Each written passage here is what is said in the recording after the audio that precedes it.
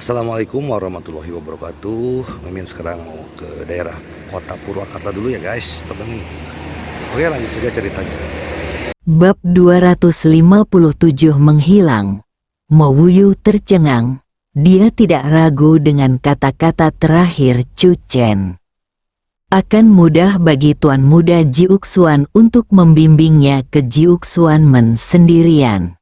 Tapi Chu Chen berbicara tentang melewati pintu belakang secara terbuka, yang masih membuat Xiao Wuyu sedikit tidak bisa ditoleransi. Meskipun jimat penenang telah diambil, saya masih harus membuat beberapa persiapan lain. Sebelum Chu Chen meninggalkan toko Xingluo, dia meminta Qiao Changsheng untuk mengawasi Yang Xiaojin. Qiao Changsheng tidak mengabaikannya. Setelah Chu Chen pergi, dia ingat alamat yang diberitahukan Chu Chen kepadanya dan segera bergegas ke sana. 1 jam kemudian, tidak lama setelah kembali ke rumah, Chu Chen menerima telepon dari Qiao Changsheng. "Paman Chu, tidak ada orang yang memberitahuku." Chu Chen tiba-tiba berdiri dari sofa. Song Yan di sebelahnya terkejut, meletakkan informasi di tangannya, dan menatap Chu Chen. "Aku akan segera ke sana." Chu Chen menutup telepon dan berkata kepada Song Yan, "Sayang, ada yang harus kulakukan, jadi kamu tidak perlu khawatir." Melihat sosok Chu Chen berjalan keluar dengan tergesa-gesa, Song Yan mengalami kebingungan untuk beberapa saat. Namun, dia tidak terlalu memikirkannya. Saat ini, dia menaruh seluruh fokusnya pada Beichen Pharmaceutical. Ketika Chu Chen keluar dari gerbang keluarga Song, dia segera menyadari sesuatu yang aneh. Orang yang mengawasi keluarga Song juga menghilang. Segera, Chu Chen tiba di dekat rumah Yang Xiaojin, dan Qiao Changsheng telah menunggunya. "Setelah saya datang ke sini, saya segera mengamati sekeliling dan tidak menemukan seorang pun yang mengawasi rumah itu," Qiao Changsheng berkata. "Saya baru saja masuk dan melihat-lihat. Rumah itu kosong dan tidak ada seorang pun di sana." Chu Chen menyelinap masuk tanpa banyak berpikir dan datang ke kamar Yang Xiaojin. Susunan ilusi hipnotis di ruangan itu masih ada, tetapi Yang Xiaojin telah menghilang. "Apakah hanya karena aku bertemu Yang Xiaojin kemarin sehingga mereka segera pindah tempat?" Ekspresi Chu Chen suram, dan tingkat kewaspadaan pihak lain melebihi ekspektasinya. Menggunakan dewa hantu jahat Gu untuk mengendalikan wanita yang tidak bersalah. Jika berita ini terkonfirmasi dan menyebar, sekte dewa penyihir pasti akan dikepung dan ditekan oleh dunia seni bela diri. Oleh karena itu, mereka akan sangat berhati-hati dan lebih memilih bergerak daripada punya Paman Chu. "Tidak ada kemungkinan ditemukan," kata Qiao Changsheng. "Namun, ini hanya setengah hari, dan mereka mungkin belum meninggalkan Changcheng." Investigasi menyeluruh, Chu Chen mengeluarkan ponselnya, tapi tiba-tiba dia mendapat masalah lagi. Dia tidak tahu harus menelepon siapa, hubungi polisi. Namun tanpa alasan, polisi dipanggil untuk melaporkan bahwa seorang gadis dikendalikan oleh seseorang yang menggunakan dewa hantu Gu dan kemungkinan besar mobil yang datang dari rumah sakit jiwa itu ada di sana. Orang-orang yang dikenal Chu Chen di Changcheng adalah keluarga Sun dan orang lain yang telah mengepung dan menindas keluarga Huang beberapa waktu lalu.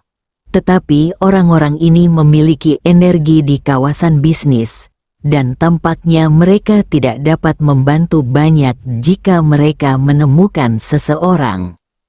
Setelah berpikir berulang kali, Chu Chen hanya bisa memanggil Song Qiu, Xiao Qiu, mobilisasi siswa di sasana tinju untuk keluar dan mencari wanita bertopeng yang mengenakan hanfu. Chu Chen hanya bisa menggambarkan gaun yang Xiao Jin kemarin. Kuncinya intinya adalah menutupi wajahmu. Jika kamu tidak menutupi wajahmu, akan ada beberapa bekas luka yang terlihat jelas di wajahmu. Song Qiu sedang duduk di tumpukan bunga plum ketika dia tiba-tiba menerima panggilan dari Chu Chen dan menjadi bingung. Setelah Chu Chen mengatakannya lagi, Song Qiu tidak bertanya lagi dan segera menepuk dadanya. Kakak ipar, jangan khawatir. Ada hampir 1000 siswa di sasana tinju elit sekarang. Selama sebagai orang yang dicari kakak ipar masih di Canceng, kami pasti akan menemukannya. Setelah menutup telepon, Huang Fu dan Yu memandang Song Qiu dengan ekspresi bingung. Song Qiu menyampaikan kata-kata Chu Chen kepada Huang Fu dan Yu, lalu buru-buru meninggalkan keluarga Song. Pihak lain mungkin juga telah meninggalkan Canceng. Chu Chen mengerutkan kening.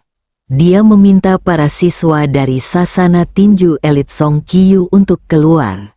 Mungkin mereka akan memperingatkan ular itu. Tetapi tidak mungkin, itu terlalu sulit di tengah kerumunan besar. Setelah merenung sejenak, Chu Chen menelepon lagi. Nona Xiao, kamu di mana? Di Bandara Baiyun.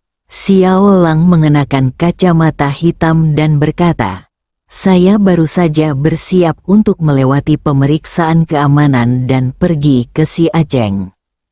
Yang Xiao Jin hilang, Chu Chen tidak menyembunyikan apapun. Apa? Wajah Xiao Lang menjadi pucat. Beberapa menit kemudian, Xiao Lang menatap Xiao Li dengan mata tegas. Bibi, aku harus pergi ke Canceng sekali saja. Sesuatu terjadi pada Xiao Jin, dan aku khawatir. Xiao Li tidak membujuknya.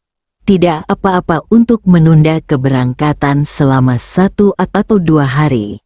Tetapi jika yang Xiao Jin benar-benar dimanipulasi oleh seseorang di belakang punggungnya, kamu harus memperhatikan keselamatan. Ketika aku sampai di rumah nanti, aku akan mencoba untuk meminta mereka membantuku dan mencarinya di Yangcheng.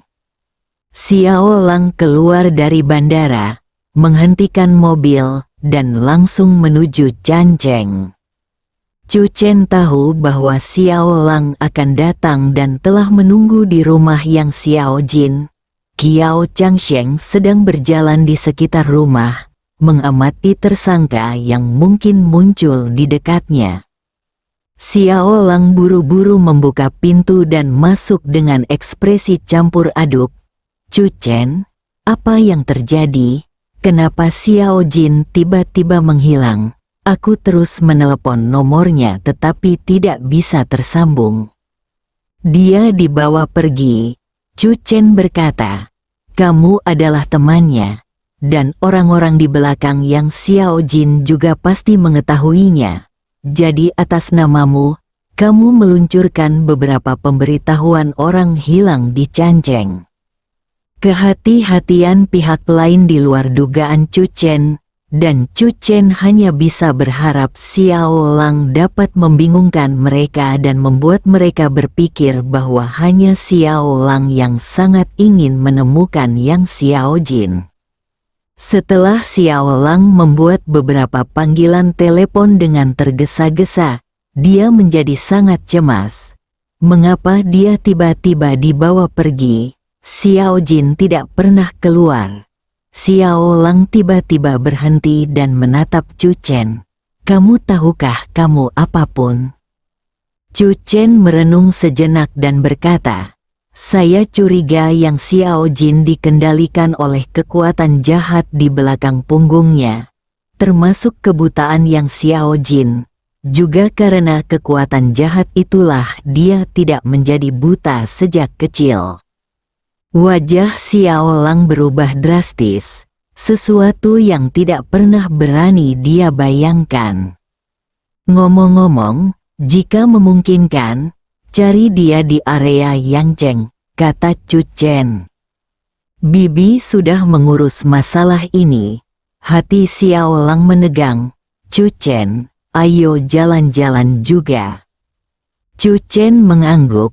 Meskipun seperti mencari jarum di tumpukan jerami, lebih baik mencarinya daripada tidak melakukan apapun. Bagaimana jika keajaiban terjadi? Beberapa jam berlalu dan matahari terbenam. Tidak ada keajaiban yang terjadi. Tidak ada kabar dari Song Qiu. Yang Xiao Jin sepertinya menghilang langsung dari dunia ini, tanpa jejak sama sekali.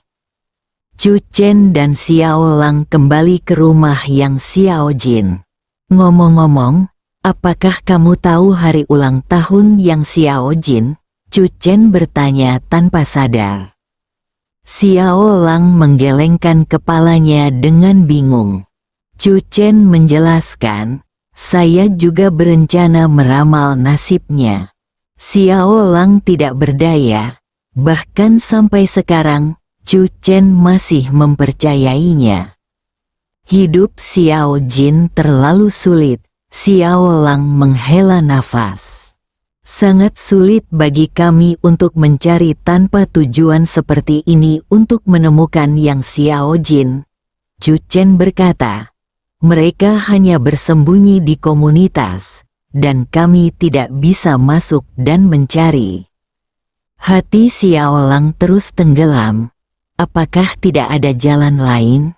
Hari ini, saya mencari sepanjang jalan. Ketika melewati kantor polisi, Xiao Lang juga mencoba menggunakan beberapa koneksi untuk memeriksa informasi Yang Xiao Jin. Tetapi akhirnya menemukan ada 5 orang dengan nama Yang Xiao Jin di Changcheng, dan tidak ada satupun di antaranya cocok dengan informasi Yang Xiao Jin yang dia kenal. Ini berarti bahkan nama Yang Xiao Jin pun mungkin palsu. Bab 258. Jangan pergi malam ini. Tidak ada orang seperti itu di Changcheng. Bahkan jika Xiao Lang ingin memanggil polisi saat ini, sama sekali tidak mungkin. Dia tidak bisa memberitahu informasi spesifik tentang Yang Xiao Jin. Ini benar-benar seperti menemukan jarum di tumpukan jerami. Chu Chen juga merenung. Jika ada informasi tentang tanggal lahir Yang Xiao Jin, dia bisa melakukan ramalan dan mungkin mengetahui perkiraan lokasinya. Tapi sekarang, lebih dilebih-lebihkan.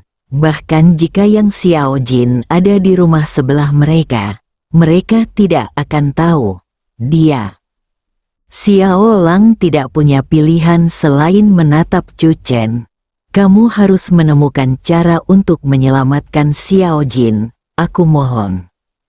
Xiao Lang hanya bisa menaruh harapannya pada Chu Chen.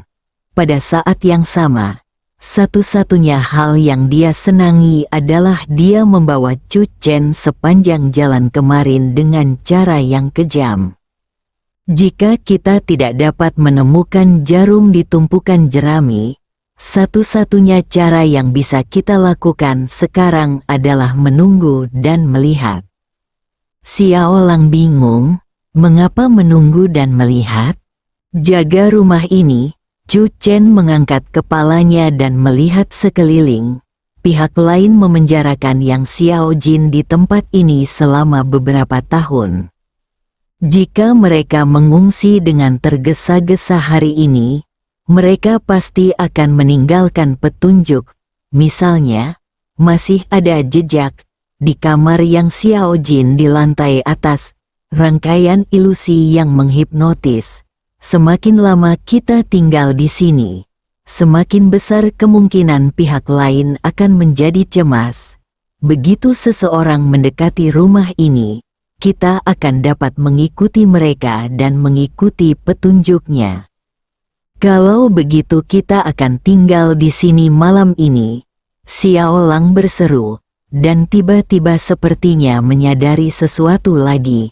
Pipinya terasa panas. Chu Chen memandang Xiao Lang, pianis muda dan cantik yang seksi di Tiongkok saat ini, yang secantik gadis kecil dan tersipu. Melihat adegan ini, Chu Chen tidak bisa menahan diri untuk menggoda. Kalau begitu mari kita bermain piano sepanjang malam. Wajah Xiao Lang lebih tirus dari yang dibayangkan Chu Chen, dan dia segera berjalan pergi dan mengamati kaligrafi dan lukisan di dinding. Apakah menurutmu Xiao Jin akan sadar dan meninggalkan sesuatu di suatu tempat di rumah? Chu Chen menggelengkan kepalanya. Mustahil bagi orang biasa untuk melepaskan diri dari kendali Dewa Hantu Gu. Terlebih lagi, Dewa Ilusi Gu berada di tubuh inangnya 24 jam sehari, dan dapat mendeteksi apapun yang dilakukan Yang Xiao Jin. Tentu saja, tidak ada yang mutlak. Chu Chen dan Xiao Lang berjalan dari lantai pertama ke lantai 3, memeriksa semuanya mulai dari kaligrafi dan lukisan di dinding hingga piano di lantai 2 hingga kamar Yang Xiao Jin. Tetapi pada akhirnya mereka menemukannya. Tidak ada apa-apa. Sepertinya tidak banyak peluang untuk memanen apapun hanya dengan menunggu, kata Chu Chen pada dirinya sendiri, melihat ke kamar Yang Xiao Jin. Dari sudut pandang saat ini, satu-satunya bukti yang ditinggalkan oleh Sekte Dewa Penyihir adalah ilusi hipnosis ini susunan. Mungkin ada sesuatu yang kita lewatkan dan belum kita temukan, Xiao Lang berkata. Bibi bilang aku bisa menunda keberangkatanku ke Xiacheng paling lambat lusa. Pergi? Xiao Lang memandang Chu Chen, ragu-ragu, dan berkata, keluarga Song tidak jauh dari sini. Jika kamu merasa tidak nyaman, kembalilah lebih awal. Jika terjadi sesuatu, aku akan segera memberitahumu. Apakah kamu tinggal di sini sendirian? Chu Chen berkata. Apakah kamu tidak takut akan bahaya? Xiao Lang menarik napas dalam-dalam. Ku bilang, aku tidak punya banyak teman, dan aku masih satu-satunya teman Xiao Jin. Meski hanya ada secercah harapan, aku akan berada di sini untuk menjaganya. Chu Chen merenung sejenak, lalu mengeluarkan sebuah sachet dan menyerahkannya kepada Xiao Lang. Ini adalah jimat pengusir roh yang dia buat dengan santai di toko Xingluo hari ini. Orang-orang dari Sekte Dewa Penyihir muncul kembali di kota Chan. Chu Chen berencana menyiapkan lebih banyak jimat pengusir roh untuk dipersiapkan oleh keluarga Song. Bawalah ini bersamamu, Chu Chen mengingatkan. Sebelum kamu meninggalkan rumah ini, simpanlah ini bersamamu. Xiao Lang mengambilnya dengan rasa ingin tahu, bisakah ini memberiku keberuntungan? Chu Chen menjawab dengan serius, ini bisa menyelamatkan hidupmu. Xiao Lang tidak bisa menahan gemetar dan menatap Chu Chen. Untuk meningkatkan kewaspadaan Xiao Lang dan membuatnya menyadari keseriusan masalah ini, Chu Chen hanya bisa berkata, orang yang berurusan dengan Yang Xiao Jin dalam kegelapan adalah kekuatan yang disebut Sekte Wushen. Sekte Wushen memiliki metode yang jahat, yaitu mengendalikan racun. Mereka tidak harus muncul, tetapi mereka dapat mengendalikan ular berbisa, serangga berbisa, del, dan menyelinap ke dalam rumah. Berhenti.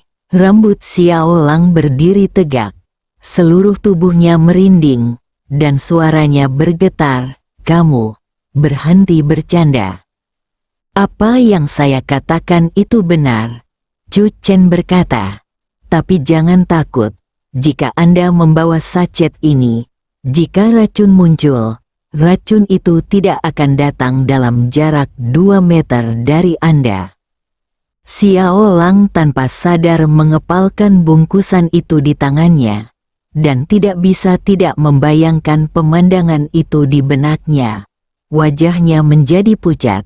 Bahkan jika mereka tidak bisa melewatinya, mereka tetap saja menakutkan untuk dilihat, hampir menangis.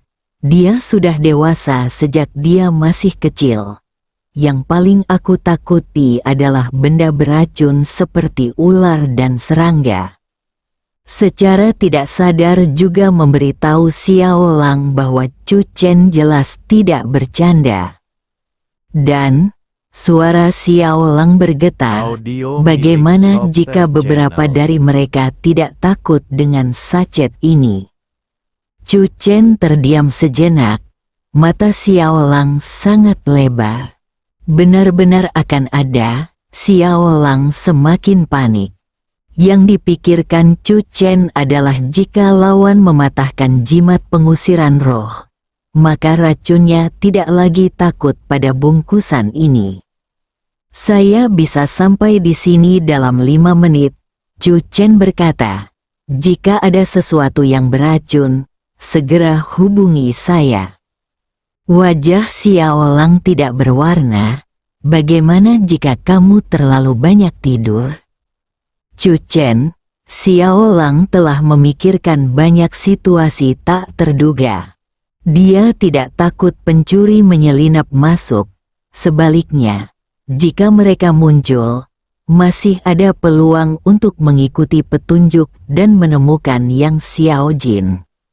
Namun racun ular dan serangga yang disebutkan Chu Chen benar-benar membuat Xiao Lang panik. Chu Chen, jangan pergi malam ini. Chu Chen tertegun dan menatap Xiao Lang. Wajah cantik ini tidak berwarna saat ini.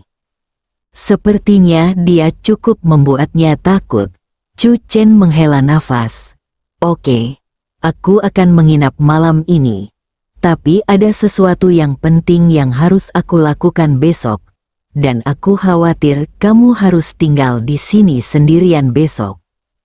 Aku tidak takut di siang hari. Xiao Lang berseru, tetaplah bersamaku di malam hari. Setelah mengatakan itu, Xiao Lang tidak bisa menahan diri untuk tidak tersipu lagi. Mengapa saya terus mengatakan hal-hal yang ambigu malam ini? Xiao Lang benar-benar ingin mengumpulkan keberanian untuk memberitahu Chu Chen bahwa tidak apa-apa. Kamu boleh kembali. Aku tidak punya masalah. Tapi, dia benar-benar panik. Keduanya sampai di lantai 2, 2 kamar bersebelahan. Chu Chen, tidak akan ada apapun di ruangan itu. Xiao Lang merasa seperti dikelilingi oleh musuh. Jangan khawatir. Chu Chen tidak tahu apakah harus tertawa atau menangis. Xiao Lang masih merasa segar dan berani padanya hari ini. Tapi ketika dia memberitahunya bahwa racun ular dan serangga sangat mungkin muncul di rumah, Xiao Lang segera menyerah. Setelah Xiao Lang kembali ke kamar, Chu Chen membuka pintu di sebelahnya. Apakah kamu ingin menelepon istrimu? Chu Chen berpikir keras. Setelah 5 tahun menikah, ini adalah pertama kalinya dia begadang di malam hari. Bersambung.